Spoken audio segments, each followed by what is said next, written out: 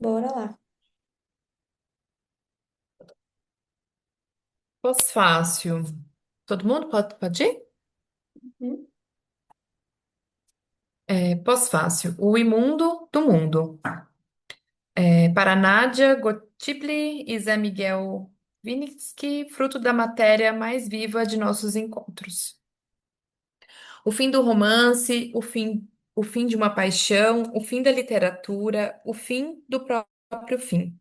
A sentença do fim, diagnóstico da narrativa moderna, inaugura na personagem GH por um tempo novo, onde o próprio tempo e espaço estão fora de si, fora das leis e da ordem, fora do campo do mundo, fora de nós. A experiência da paixão como elemento transgressor torna insustentável a antiga ordenação do sujeito, transformando o relato em um círculo descontínuo de uma busca por si mesma em meio a estilhaços, silêncios, intervalos, galopes, giros, sair de si, voltar a si. O retrato, riscado a carvão na pele do quarto branco da empregada, expõe fissuras sociais, vereditos morais, civilizações. Mas o relato avança liberando fluxos que evocam pouco a pouco fragmentos que nos remetem a uma carta cifrada. Uma carta de amor? Uma carta de despedida do mundo? Toda paixão é uma cerimônia de adeus. Enquanto apaixonados, estamos em plena queda para o alto. E nesse campo gravitacional, ainda sem nome, está em jogo a liberação radical do ser, seu corpo e sua linguagem. A queda é a medida justa, poética, capaz de liberar GH das armadilhas de sua própria pirâmide, erguida sobre acidentes, faz séculos, com a cumplicidade de seus pares. O fruto da queda é vida, escritura, bordada com sacrifício, cicatrizes, desdobrando-se depois sobre si mesma.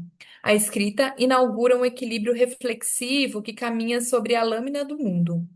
Afiado gume, que insiste em girar sustentado por aparências. Iluminada pelo amanhã que invade a mesa do café, a narrativa se desnuda e se procura, e mesmo retornando com as mãos vazias de sempre, cresce em necessidade, sobrevindo como argila rigorosa. Não estar no mundo, pertencer ao desastre, aciona sua linguagem poderosa. Cada passo para dentro de seu labirinto é como um fio do novelo que a personagem desenrola em direção ao reencontro consigo mesma. Uma cartografia indizível, devota do silêncio. Mas nada é inacessível ao silêncio. Como em um ritual, o silêncio nos diz que a escritura foi quem restou entre os escombros da queda. A escritura não é apenas sobrevivência. Muito além, a escritura é uma maneira de morrer para si mesma.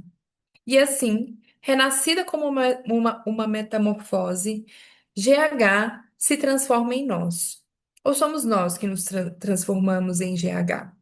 Pouco importa, a linguagem demoníaca já cumpriu seu serviço, iludindo ambas as partes, a experiência e o sujeito.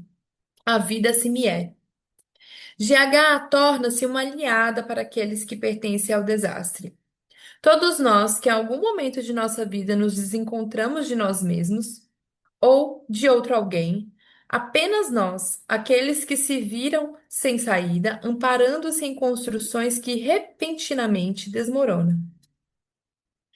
Faz um tempo li em algum lugar que Joyce, o grande escritor de Ulisses, era amigo de Jung, e o igualmente grande psicanalista. Joyce tinha uma filha que se encontrava internada em uma clínica para tratamento psicológico. Joyce perguntou ao amigo: Minha filha escreve textos parecidos com os meus. Por que ela está internada e eu não? Jung respondeu: No mesmo mar que vocês se banham, você nada de braçadas e ela afunda. A imagem de um mesmo mar, único a todos nós, nosso mar, habitado por estranhas criaturas abissais, ilumina a feitura de A Paixão segundo GH. As mesmas palavras que dizem tanto para alguns naufragam insuportáveis para outros. A humanidade, então, se dividiria entre aqueles que suportam e aqueles que não suportam? O que emerge do mar de GH é estar no mundo tendo perdido o próprio mundo. Em geral, pertencemos ao sentido do mundo e das coisas, vivendo uma vida dentro do mundo, uma vida aparentemente possível. De repente, o golpe da graça, que se chama paixão, nos rapta, nos exila de nós mesmos, nos arremessando ao infinito. A queda, nosso autorretrato, revela que o ser é um desaparecimento. Em composição a Aristóteles, que diz que tudo que é tende a permanecer, Clarice nos sopra que tudo que é tende a desaparecer. GH nos conta a morte da mediação com o mundo. Dentro do desaparecimento do eu, submerso, náufrago que nunca mais alcançará as leis da antiga superfície. Pois, como eu poderia dizer sem que a palavra mentisse por mim? Surge no ato imediato. Ou seja, uma imanência tão radical como a paixão. Não há transcendência. Habitamos este tempo trágico que é a eternidade do instante já. Transcendência e redenção serão eliminadas para que se fique dentro daquilo que é, dentro da paixão. No dia anterior, GH, no couro das varizes, réplica perfeita, refém da cultura patriarcal do mundo, caminhou em direção ao quarto da empregada, que devia estar imundo, na sua dupla função de dormida e depósito de trapos. A partir daqui, a visualidade se bifurca, incorporando elementos de uma densa reflexão social. Aquilo que nos é visível refere-se ao tempo histórico.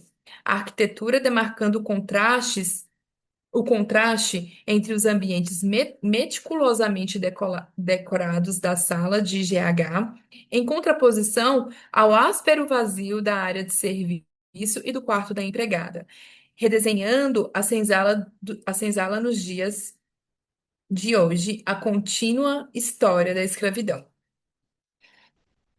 No interior da caverna desabada, o imundo do mundo. Não demorou muito para que surgisse do sarcógrafo a bela metáfora. Eila, habitante ancestral da senzala contemporânea, invisíveis, dizimadas em suas dores. Eram assassinatos arqueológicos. Morrerão as baratas de agora e sempre. Amém. Vivas ou mortas pela cintura, aquelas que jazem em pó, fósseis, caladas, aquelas que ainda na primavera nasceriam, ovos ou óvulos, e ainda pequenas, certa manhã, caminhariam apoiando-se aos cantos dos rodapés. Impedidas nas fronteiras, entre as portas e portais, aos olhos dos outros, aos lares dos outros, aos alimentos dos outros, corpos, pratos e talheres, ao sorriso dos outros, ou não. Observando sempre a distância permitida, atravessam avenidas, arriscando-se aos jardins uniformizadas, ou não. Anestesiadas, perdidas, dispensadas, desempregadas, assediadas, negras ou não. Mas a retina da realidade é quem nos mostra a sua verdadeira face da mãe dolorosa. É o sentimento do real quem dá nome à barata, Janaí. Em paralelo, o invisível refere-se ao tempo mítico, sobrenatural. Mitologias da criação do mundo, ancestralidades, arqueologias das imagens. Ao adentrarmos a caverna de Janaí, nos deparamos com a história das imagens sendo reescritas pela mão da própria imagem. No choque entre o visível e o invisível, o carvão de Janaí surge como elemento contestador. A inscrição é a constelação máxima não permitida, insurgência radical, revirando de ponta cabeça a representação sólida de GH, seu tripé, sua pirâmide. O inesperado mural deflagra em GH aquela que será, finalmente, a lição maior deixada por Janaí, a revolução em si. Até então, a patroa e seus pares bastavam-lhes um passo antes do clímax, um passo antes do amor, um passo antes da Revolução, onde antes o pré-amor era tão mais feliz que o amor. Agora, revirada por Janaí, a história questiona o presente. Não é mais GH quem olha seu retrato no carvão, mas o avesso é o próprio carvão. Matéria alquímica, presença poderosa de Janaí, que observa GH fazendo daquela mulher seu próprio duplo e, a um só tempo, refém de seu invólucro. Em um país em desequilíbrio social como o Brasil, viver significa agir. E Janaíra agiu. Inscreveu-se na escritura. Inevitavelmente, a história das civilizações começou a ser reerguida, indo além da própria história. O carvão, impossível de qualquer apagamento, traço espiritual de Janaí, convocou desabamentos, noites úmidas, folhas e folhas, fantasmas de pedra, o sexo do mármore. Quando a poeira baixou sobre o corpo de GH, nos foi dado ler: toda mulher é a mulher de todas as mulheres. Livre dos cabreços sociais e morais que a aprisionavam, restou essa carta imunda. Mergulho amoroso no corpo do outro, antes interditada, agora liberada de si mesma e entregue a nós. Que fazer? Julgada e condenada, coube-nos decifrar nosso próprio hieróglifo. GH é imunda como toda paixão é imunda. Imunda de alegria, ela disse. Foi quando a fábula moral se incendiou diante de nossos próprios olhos, face a face, repousando aqui amparada entre nossas próprias mãos, em plena comunhão com a via crucis de nossa existência. Seria este o fim? Como saberemos se a carta chegar ao fim? Algo está pronto quando atinge o outro? Que outro? O outro somos nós? Eu? Ou algo nunca estará pronto? Seria assim tão necessário que nossa carta encontre seu fim? Nada termina. Como esculturas da personagem que habitam seus inúmeros duplos infinitos, habitamos nossa própria luta para continuarmos vivos. Vivos e em companhia de nossa despersonalização diária. Como te explicar? No instante seguinte à leitura, sim, experiência ainda em queda livre, buscando pela mão invisível, aqui estamos nós perplexos, intrigados com o nosso próprio reflexo flagrado nas entrelinhas da escritura, como uma escultora diante de sua esfinge, mas também de um novo alguém, uma vida maior, irremediavelmente capaz, através de sua arte, de existir dentro do mar imenso do mundo, reconhecendo em nossa própria travessia a intensidade máxima, ofuscante, branca, infinita, que nos cega e faz ver como o olhar incessante de um recém-nascido. A alegria de criar e ser criado pelo mundo é um estado de confiança. Deus. Luiz Fernando Carvalho.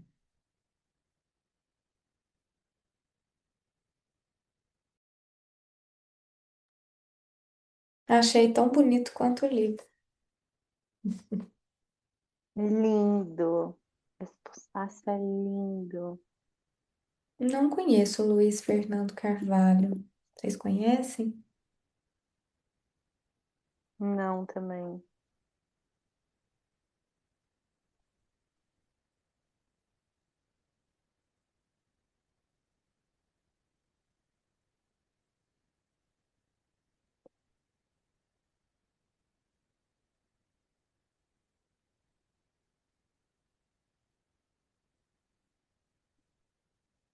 Vou abrir agora. Dei um Google. Hum, Hum, Ele é cineasta. Ai, e ele fez as obras aqui mais marcantes. É... Lou- Lavoura Arcaica. Hoje é dia de Maria. Eu amo. É antigo, mas bem bonito. Os Maias, Velho Chique Capitu, Renascer e o Rei do Gado. Coisas bem de ressaltar culturas regionais, assim, né? desses eu já assisti Lavoura Arcaica. Acho que É, Hoje, dia de Maria é lindo mesmo. Lindo, muito fofo. Poesia pura. Procurar.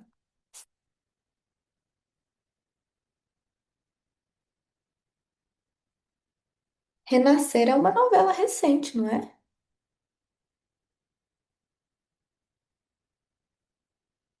Na verdade, é uma novela antiga e fizeram um remake Ah, recentemente.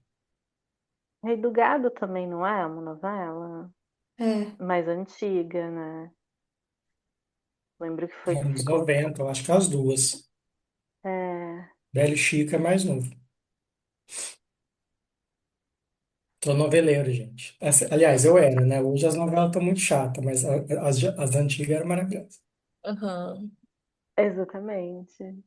Essas que a gente está falando aqui Mas hoje é dia de eram Maria incríveis. sobre o quê? Nossa, tem tanto tempo. Mas era de uma criança.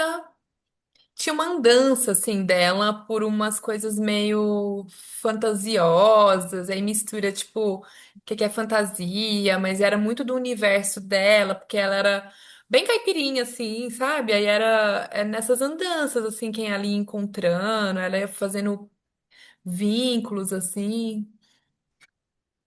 Mas não lembro. E um elenco bem bom. Fernanda Montenegro, Laura Cardoso, Stênio Garcia. Aí tem essa menininha, não é o nome dela, a atriz. Mas tem isso mesmo, né? Dela transitar entre a realidade e o mundo fictício.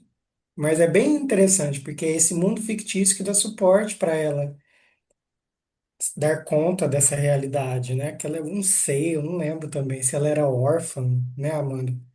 Eu acho que era isso, ela era órfã, procurava o pai, a mãe, uma coisa assim. Olha Aí só. tinha o Diabo é o Estênio Garcia, tinha a Dona Cabeça, eu acho que a Dona Cabeça era a Fernanda Montenegro. Nossa, Nossa, que memória!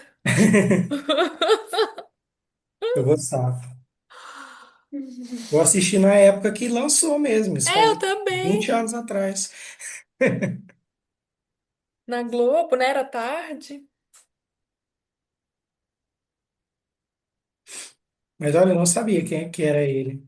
Escreve super bem, né? Ele fez uma Uhum. síntese muito boa. Sim, também achei. Esses roteiristas, né, são interessantes também, né, de ver como, porque escreve sobre, muito sobre a vida, né, assim, né, e eu tava ouvindo um podcast que era o da Vera Conelli, que ela fez com uma roteirista, e eu fiquei impressionada com a vida da mulher, assim, que era a que fez, é, ai, não vou lembrar, é uma novela do Sul. Ah, eu vou lembrar as novelas que ela fez, mas novelas famosas, assim. E como ela ia se alimentando mesmo, assim, da história dela familiar e da arte, que a arte foi um lugar ali de é, sustentação mesmo, porque ela teve uma vida muito dura, assim, sabe? Nos anos iniciais, assim. E o que que ela transformou com isso, assim, sabe? E você vai Ah, eu vendo vi, as... Você eu ouviu? vi esse. Maria Você Adelaide lembra do quem que é? Amaral. Ela mesmo. Ela não sabia da vida dela. Foi uma vida muito sofrida, né? Ela apanhava, ela falava que ela era espancada mesmo, assim, pelo pai. E como a arte foi um suspiro, né, disso. E é interessante isso, porque eu fiquei lendo a Clarice, a arte traz esse fôlego, esse suspiro, mas ao mesmo tempo é muito pesado também, né? Não só esta obra, mas o que ela vai trabalhando, que ela vai tentando elaborar. Clarice não era uma pessoa super feliz, né? Era bem angustiada, bem fechada. Eu fico pensando nisso, a arte salva, mas eu acho que ela salva até no trágico, né? Tipo, ela não tá ali para deixar o trágico bonitinho, né? Mas é uma possibilidade de falar do trágico, né?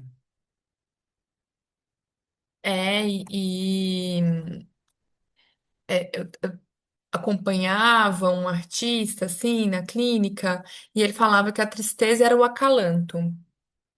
mas no apego, assim, né, com a tristeza, assim, não que não é tristeza, mas assim, era tão um motor para a criação que também era difícil de se descolar da tristeza, assim, como um lugar, assim, também, né, de criar outros repertórios, então tinha todo um apego, assim, com a tristeza, porque também se eu me descolar disso, o que é que eu vou criar? Se eu descolar do trágico, né, como que eu crio também, né, que é Olivia, eu quase, lembrei aqui. Não, só pode uma falar. ponta. Eu lembrei do livro que a Lívia me deu de presente, na verdade. Ela me indicou, depois ela me presenteou, que é O Eu Perigo não de Estar aguento Lúcida. esperar, né? O perigo de estar lúcida, né? Ela traz isso que a Amanda está colocando, né? Dos artistas, essa melancolia de Hum, estimação, né? É da Rosa Monteiro. É um livro muito bom, porque ela conta, ao mesmo tempo que é romance, é biografia e é autoficção. É muito interessante. Até é um ponto, assim, porque ela tenta trazer tantos dados biográficos que eu sinto que é pouco livro para muita coisa, né? Devia ter uma segunda parte, assim. Mas ela vai trazendo sobre a vida de vários artistas.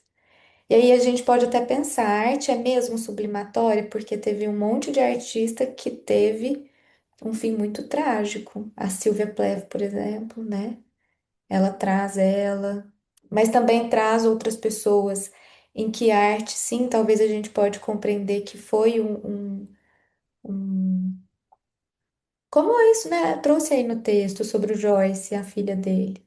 Eu tô lendo nesse outro grupo o livro do Joyce, e é muito bom de perceber isso, porque é até uma discussão que a gente levantou. Eu tô esperando esse vídeo ser disponibilizado no YouTube. Eu acho que foi do encontro do Fórum do Campo Lacaniano, que a Andrea Guerra teve uma fala muito bonita sobre o Joyce, porque ela fala que talvez ele não fosse louco. Porque muita gente faz essa comparação, chega nessa conclusão sobre ele. Mas ele tem uma questão com a sobrevivência da língua dele. Por trás existe uma questão social, política. O país dele foi um país colonizado. E aí talvez, né, quando ele tem umas rupturas com a linguagem, não é de loucura, é de justamente tentar resgatar e preservar uma língua que tenta se aniquilar. Isso, assim, é uma coisa que eu ouvi de outra pessoa que viu essa palestra, né? Mas eu, quando soltarem, porque aí vai aparecer neste outro grupo, eu posso compartilhar também. Parece que isso vai ser disponibilizado no YouTube. É. É, porque eu acho que a arte fica nesse limiar, assim, né, de é, ter esse trágico, mas ser também um anúncio de subversão, de resistência, né? Eu Uhum, tô, se tudo der certo, vai dar. Eu estou finalizando uma dissertação de mestrado que eu fiz um trabalho com cantoras que cantam comigo em um grupo coral e eu vou pensando a questão da voz, de mulheres, né? E é um grupo majoritariamente de mulheres negras, um grupo muito diverso, assim, em termos raciais, socioeconômicos, geracional. Então é um encontro, assim, né, de muitas mulheridades ali, né? E como na experiência, e nesse grupo a gente canta esse coral, o repertório é um xirê de canções, que são músicas populares brasileiras, mas inspirado no candomblé. Então, são músicas para os orixás. Então, sei lá, o Chicoan, Sou de Nanã, né? Então, são músicas que estão no repertório, mas cada uma dedicada a um orixá. E de como essas mulheres iam falando de silenciamento, processo de silenciamento, principalmente em relação aos racismos vividos, mas de como o canto e a música, principalmente a música preta, ela tem um lugar de subversão da língua. Então, por exemplo, nessas músicas, o tempo todo o Yorubá, a linguagem do Yorubá está colocado, né? E elas vão falando, quanto cantar ali fortalece, num processo artístico, mas político também, de possibilitar com que a voz ganhe outros destinos que não a marca, né, da violência ali do racismo, né? Uhum. É, E aí o português, né, da Lélia Gonzalez é um tanto dessa questão que você traz do Joyce, né, de uma subversão, né? Não é falar errado, né? Não é o português do Brasil, não é uma cadência é, é, marcada pela falha, né? Mas é justamente o processo de reinvenção da linguagem viva ali como um ato de resistência e também daquilo que foi castrado também, né? Porque aí vai ficando esses registros aí virando Uhum. essa sonoridade, né? Baita pesquisa, Amanda, vai compartilhando com a gente. Como é que você tá? Você Nossa, eu tá em Vou. quero qual ler. momento dela, assim? Já Oi? publicou? Você tá em qual momento da pesquisa? Eu tô finalizando, eu defendo, acho que final de maio, junho. Hum, Tô- Quero ler Mas agora essa pesquisa. Nossa, inclusive eu me interessantíssimo. interessei porque trabalho bastante também com a Sisus também, uhum, essa coisa.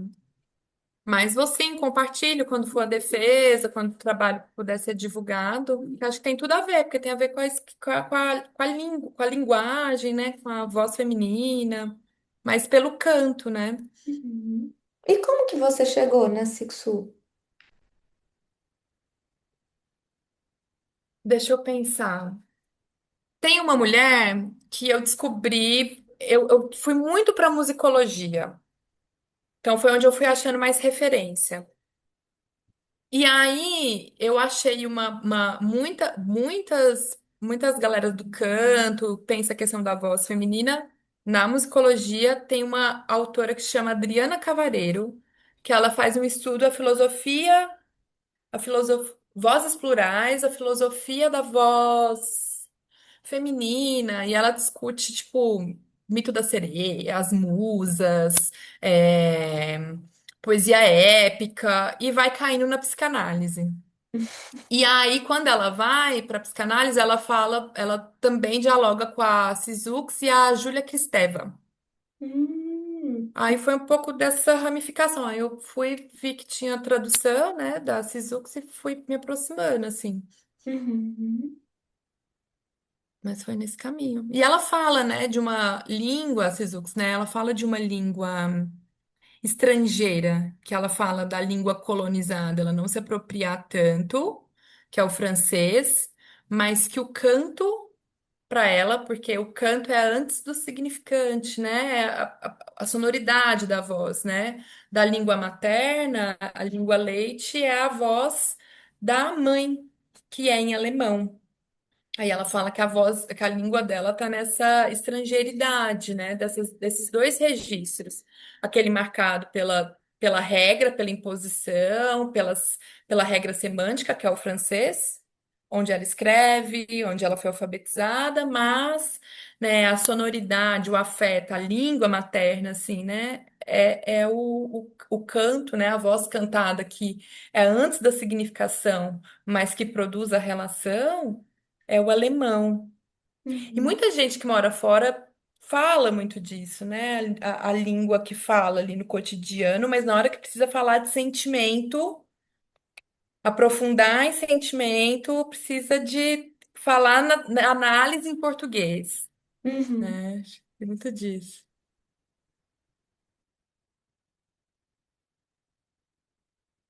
Que não é só a gramática, né? É onde vem uhum, essa referência, dá um chão assim mesmo. uhum. É, eu acho que são autoras que podem fazer pensar sobre voz, sobre linguagem, né? Língua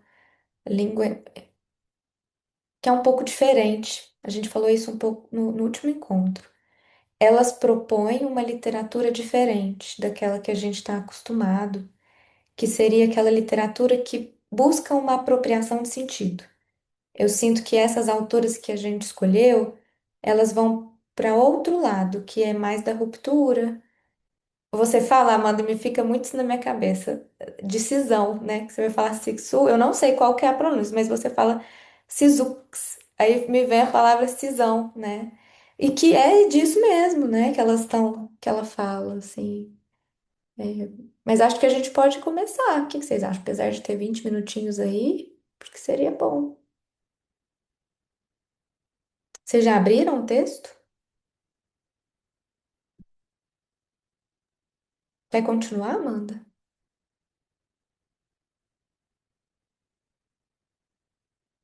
Começa ali no Viver a Laranja,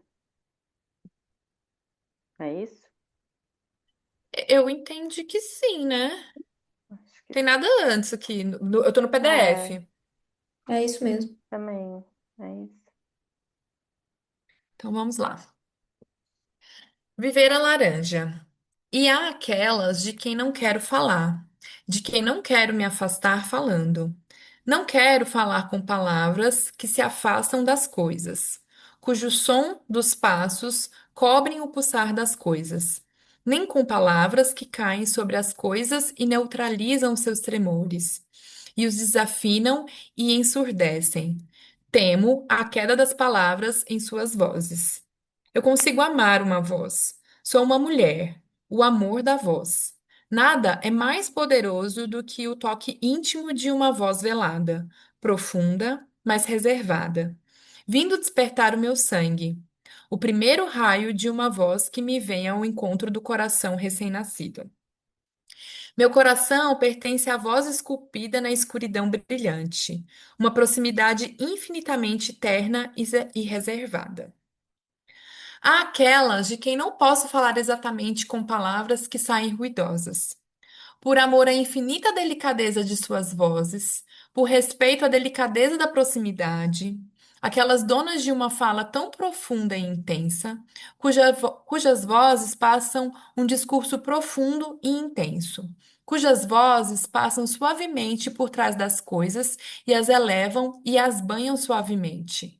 E tomam as palavras em suas mãos e as colocam com infinita delicadeza perto das coisas para lhes chamar e embalar sem puxá-las ou apressá-las. Há mulheres que falam para cuidar e salvar, não para capturar, com vozes quase invisíveis, atentas e precisas como dedos hábeis e rápidas como os bicos dos pássaros, mas que não se destinam a interceptar e a dizer. São vozes para ficar perto das coisas, como sua sombra luminosa, para refletir e proteger algo sempre tão delicado como os recém-nascidos. Há aquelas cujas vozes baixam como uma chama, mal falam, mas chegam ainda mais perto do segredo das coisas. Baixam até o chão, se deitam, tocam com a mão o chão imperceptivelmente trêmulo, escutam a música da terra, o concerto da terra com todas as coisas. A essas mulheres cujas vozes percebem os sinais da vida em seus ínfimos começos. Se elas escrevem, é para cercar o nascimento da vida com os cuidados mais delicados. Elas me ensinaram que a ternura é uma ciência. E seus escritos são vozes transformadas em mãos para virem muito gentilmente ao encontro de nossas almas.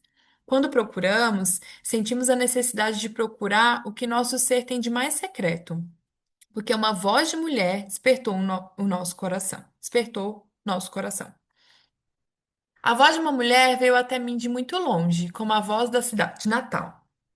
Me trouxe o conhecimento que um dia tive, sabedorias íntimas, ingênuas e eruditas, antigas e frescas, como o amarelo e o roxo de frésias encontradas.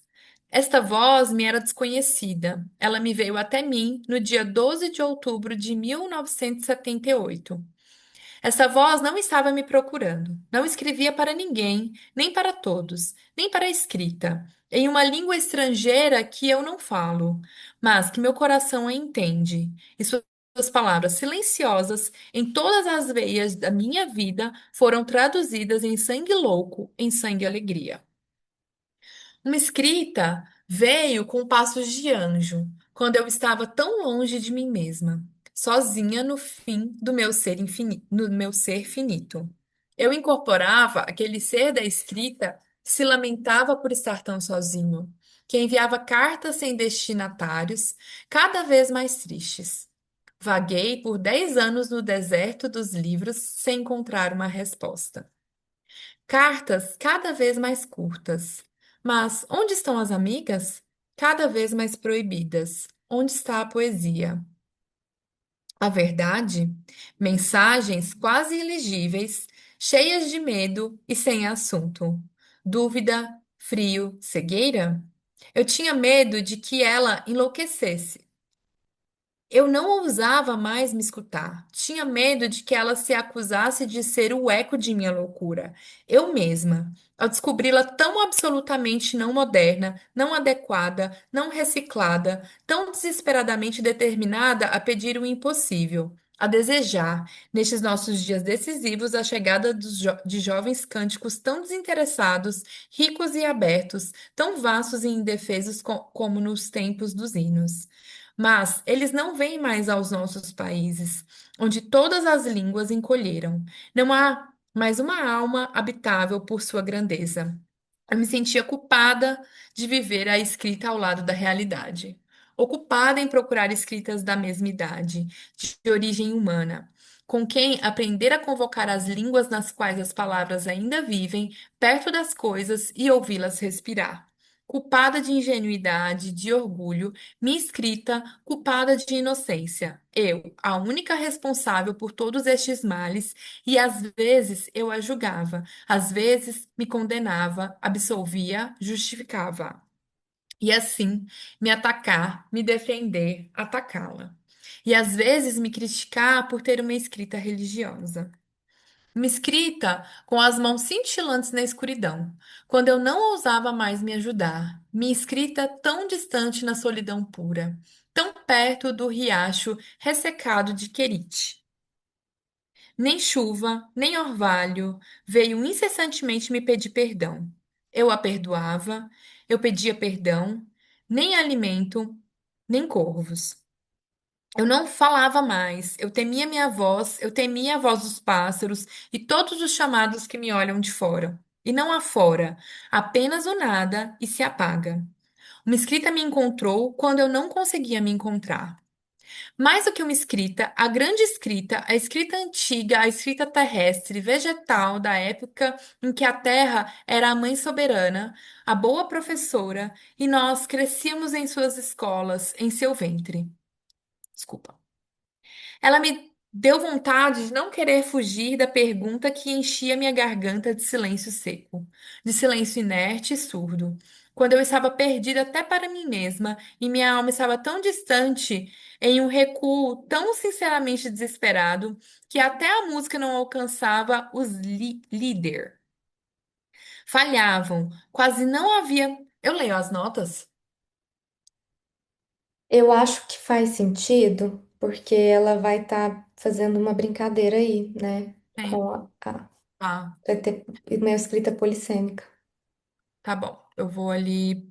Ixi, onde que tá? Ah, é só clicar, né? Não, não abre aqui. Será que a É, gente pra não mim vai também não conseguir? abre. Qualquer coisa, eu vou nas notas enquanto você fica na página, Amanda, para não sair para Ótimo. você. O que que você Pode acha? ser. Pode ser. Ó, a primeira nota é menção ao trecho bíblico do livro dos Reis, onde o profeta Elias encontra abrigo junto ao riacho determinado por Deus.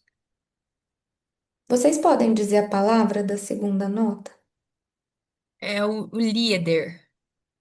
Os Menção aos líder. cânticos, canções da música clássica alemã.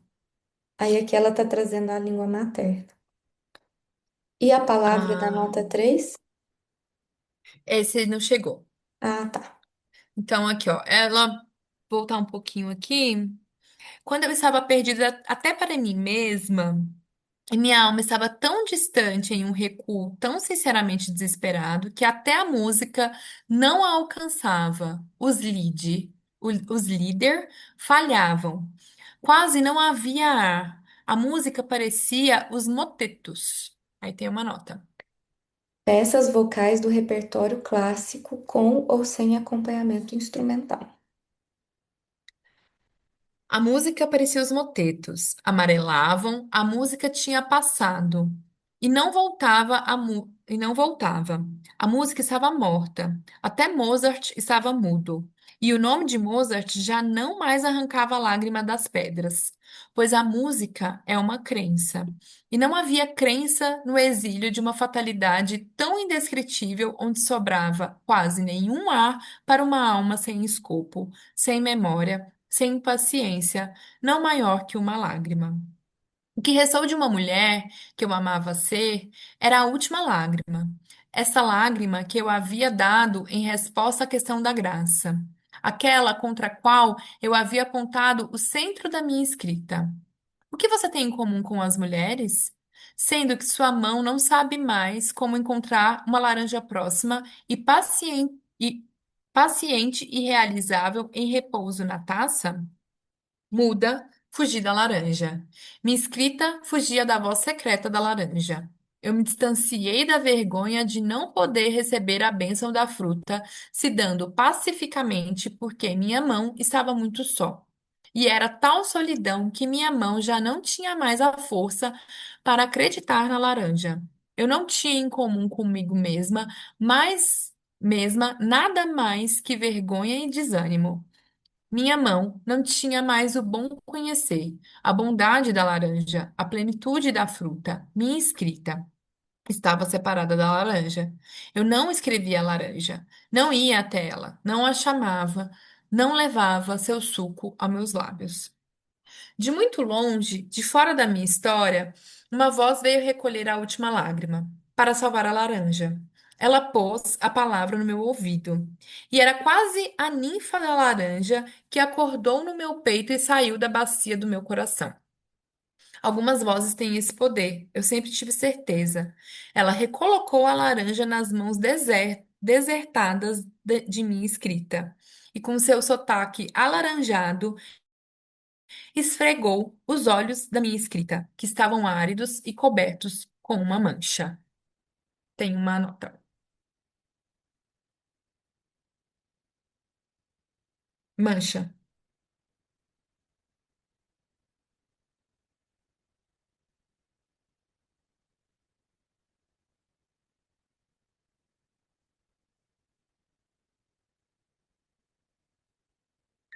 Tá fechado o microfone. Ops, voltei.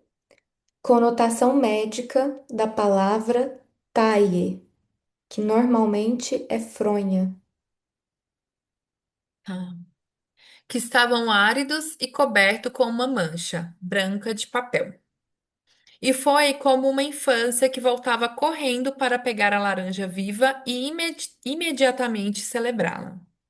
Porque nossas infâncias têm a ciência natural da laranja. No início, havia uma intimidade entre a laranja e a menininha, quase uma familiaridade, a troca de confidências essenciais. A laranja é sempre jovem. O influxo de laranja se espalhou até as extremidades do meu corpo. A laranja é a estrela mais próxima. Durante toda a minha vida, eu a pensei e com todo o meu pensamento ia em direção a ela. Tinha a paz em minhas mãos. Vi que o mundo que respondia às perguntas do meu ser era vermelho dourado, um globo de luz presente aqui e amanhã, um dia vermelho descido de uma noite verde. Eu perguntei: o que eu tenho comum com as mulheres do Brasil? Uma voz veio para me devolver a laranja perdida. A necessidade de ir às fontes, a facilidade de esquecer a fonte, a possibilidade de ser salva por uma voz úmida que tenha ido às fontes, a necessidade de penetrar mais na voz nativa. E todas as mulheres cujas vozes não são como mãos que vêm ao encontro de nossas almas, quando procuramos o segredo, quando nós precisamos vitalmente ir em busca do mais secreto de nosso ser, eu dedico o dom da laranja. E todas as mulheres cujas mãos são como vozes que saem ao encontro das coisas no escuro e que entornam as palavras em direção às coisas, como dedos extremamente atentos, que não agarram, que atraem e deixam vir, dedico a existência da laranja.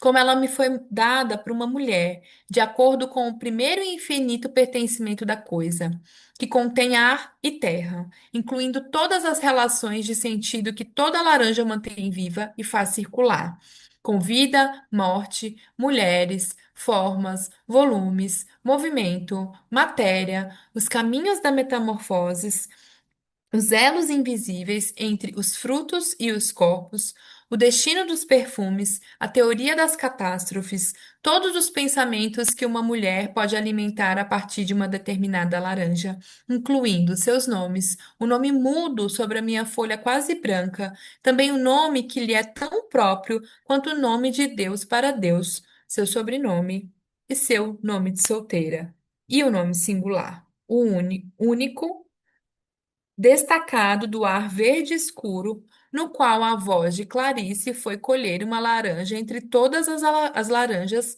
para depositá-la jovem e segura na tela de um texto preparado por ela.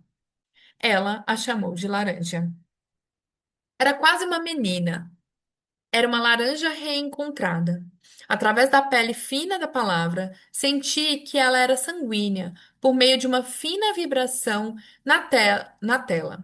Senti Clarice fechar os olhos para melhor tocar a laranja, para segurá-la mais leve, para deixá-la mais livremente, para deixá-la pesar mais livremente em seu texto.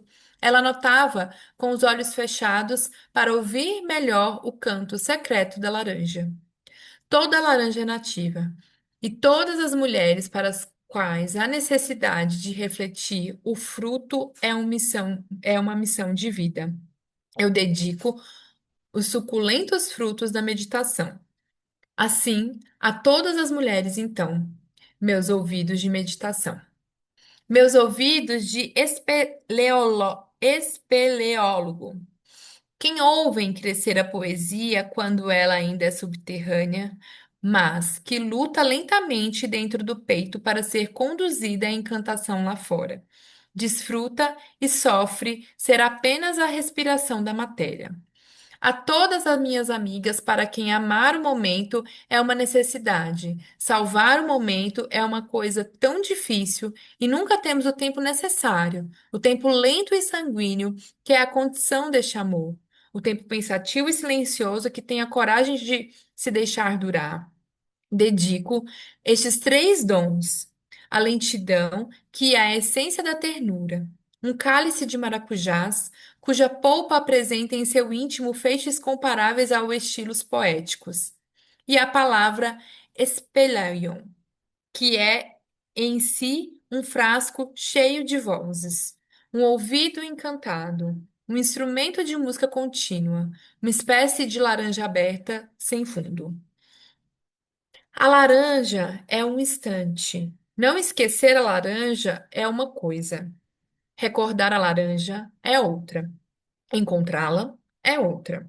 São necessários pelo menos três tempos para começar a compreender a imensidão infinita de cada instante.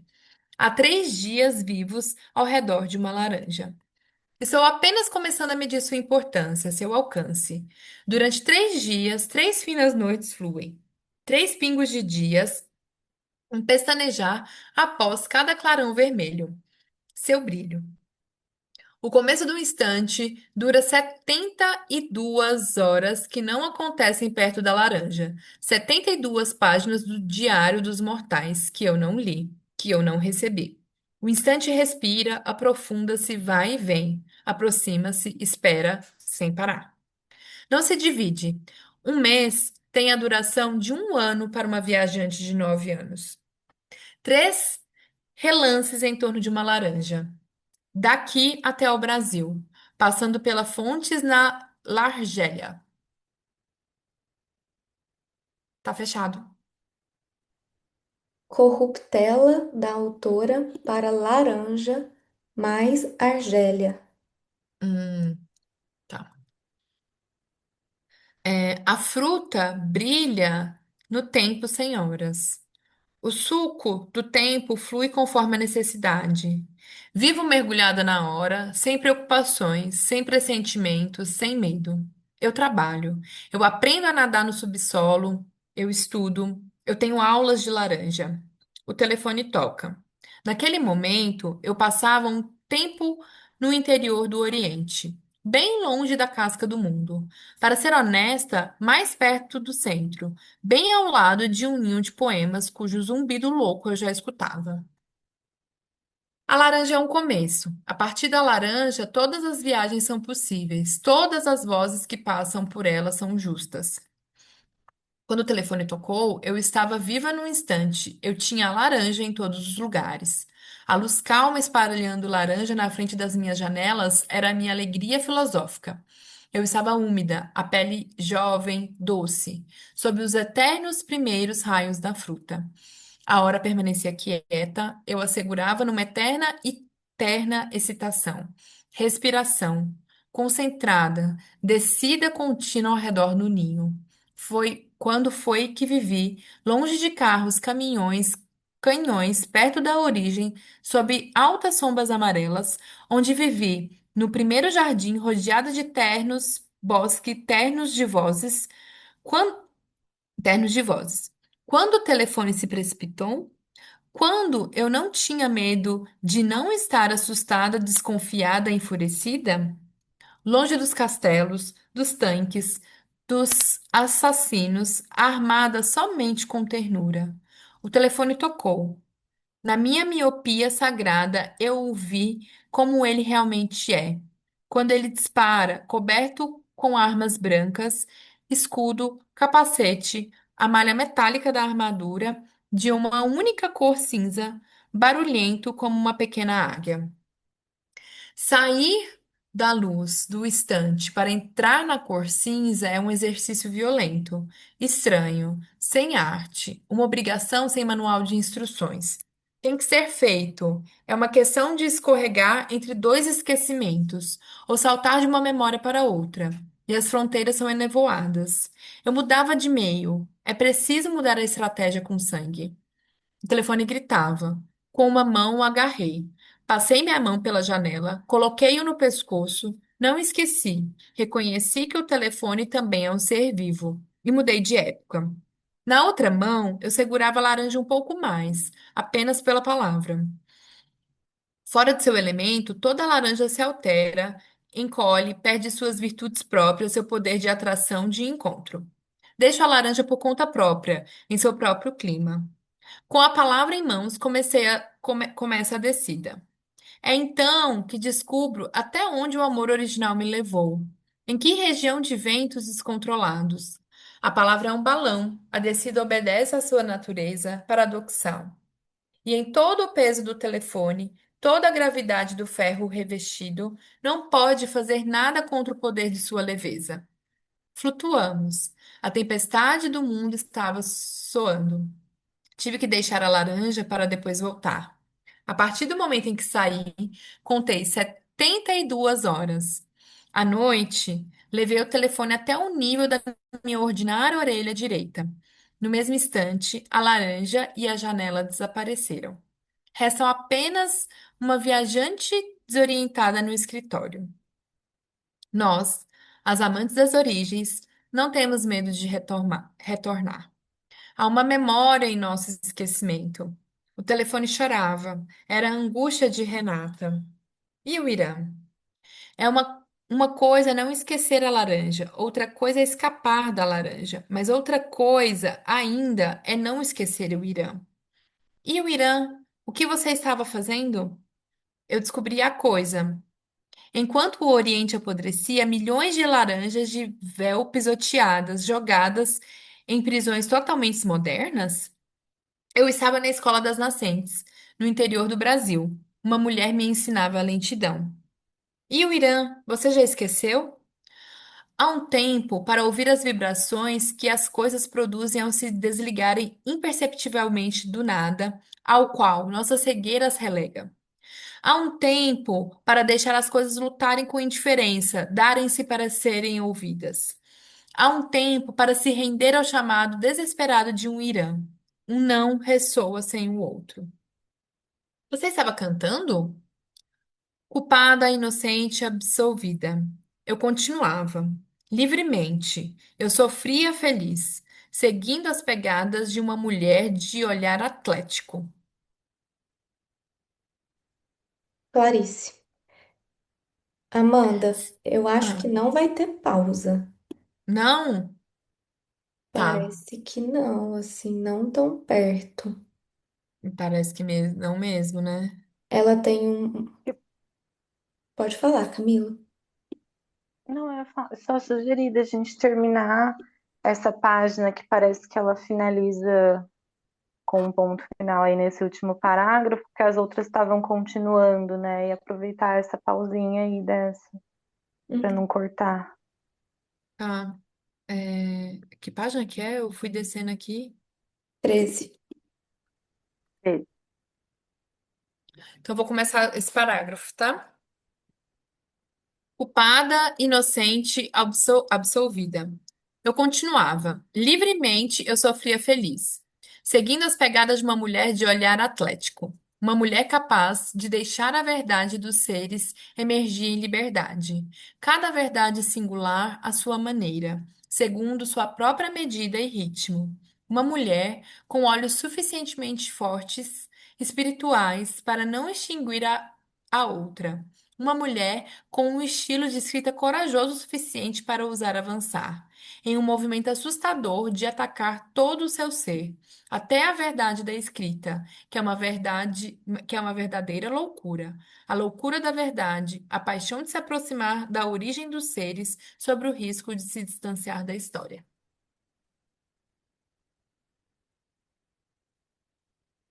Acho que é um bom momento para parar, né? Que ela anuncia.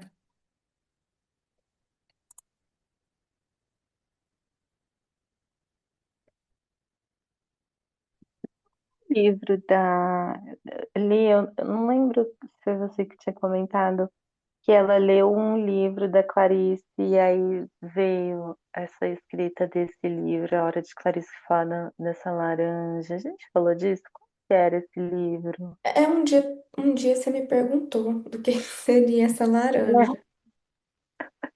E assim, eu acho que em alguns momentos essa laranja é mulher, mas eu acho que ela talvez possa estar fazendo referência à maçã da Clarice, que é a maçã no escuro.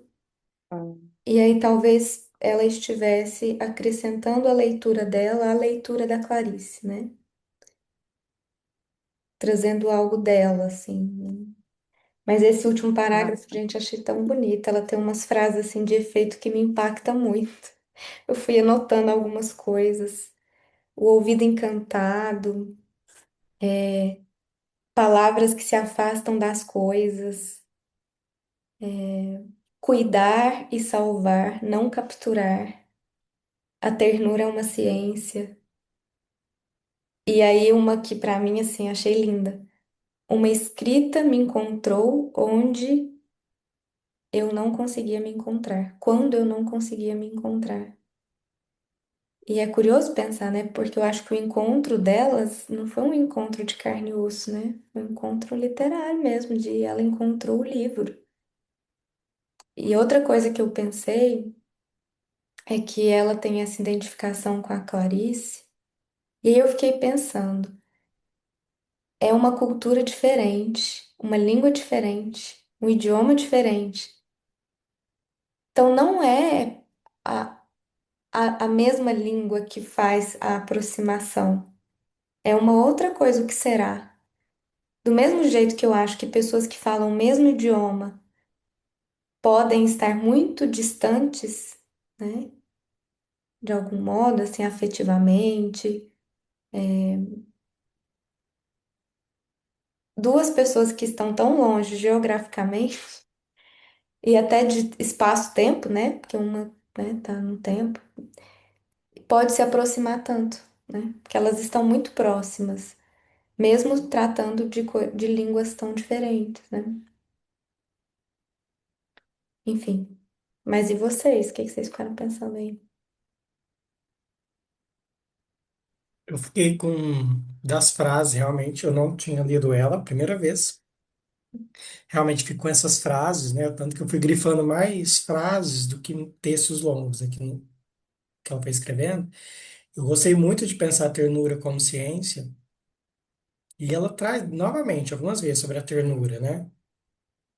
E eu fico pensando na ternura com a palavra também, né?